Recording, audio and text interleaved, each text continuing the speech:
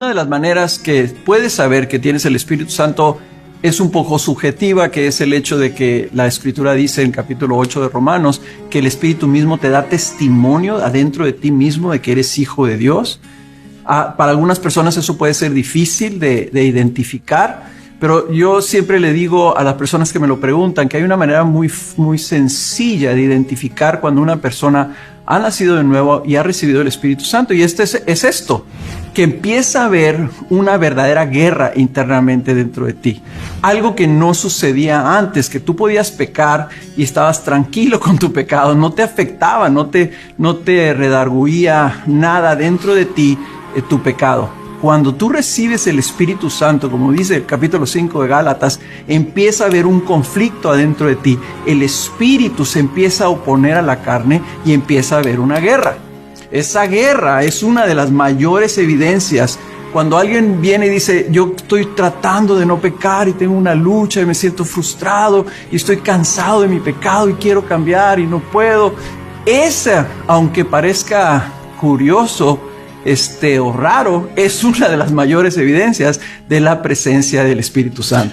Una de las cosas que las personas tienen que entender es que el Espíritu Santo no es una fuerza, no es una cosa.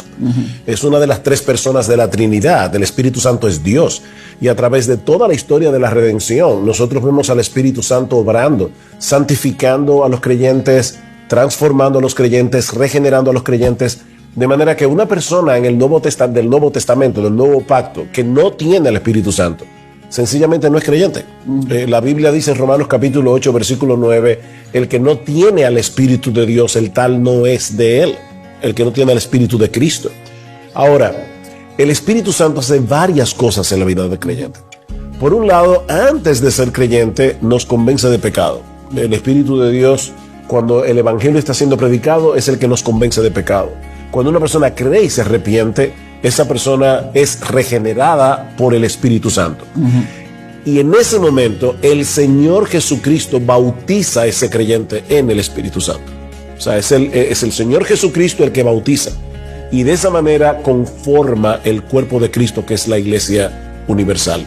Ahora, es indudable que a partir de ese momento, ya el creyente teniendo la presencia del Espíritu en su corazón, a partir de ese momento, el creyente debe dejarse controlar por el Espíritu de Dios a través de la palabra inspirada por el Espíritu Santo. Y eso es lo que conocemos como la llenura. De manera que el bautismo en el Espíritu Santo es una experiencia única, es una vez y para siempre. La llenura del Espíritu Santo es algo que no es estático. Un creyente puede estar más controlado por el Espíritu en un momento dado que en otro. Y nosotros necesitamos ese control del Espíritu para poder vivir una vida cristiana en piedad y en santidad. Ahora, yo te animaría en el sentido de que tú sepas que muchas de las cosas que tal vez estás considerando normales en tu vida, como por ejemplo, el Espíritu Santo va a producir en ti un amor por la palabra de Dios, un deseo por la palabra de Dios, una experiencia de un verdadero encuentro con Dios cuando tú estás leyendo la palabra. Va a producir en ti un amor y un deseo de estar con la gente del pueblo de Dios en la iglesia, de congregarte, de recibir más, de ser instruido, de ser corregido. O sea, empiezan a haber cosas que antes no estaban. Esa evidencia de que tú estás consciente, esto yo no lo produje en mi vida, esto no es natural, esto es algo que está viniendo por otra presencia, otra influencia en tu vida.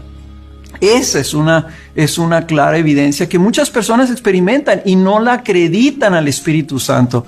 Y la verdad de las cosas es que nada que suceda en nuestra vida cristiana está separada de la presencia y de la operación y de la obra del Espíritu Santo en nuestras vidas. Es la presencia fundamental de Dios en ti. En ese sentido, nosotros tenemos que depender conscientemente del Espíritu de Dios. Y de hecho, Cristo mismo dice en Lucas capítulo 11, versículo 13, que nosotros debemos pedir en oración más del Espíritu Santo. Y la idea no es que el Espíritu es una cosa que se nos da por pedazo, es que debemos tener un control mayor del Espíritu en nuestra vida, una presencia mayor del Espíritu en nuestra vida. Debemos depender continuamente del Espíritu Santo. Exactamente.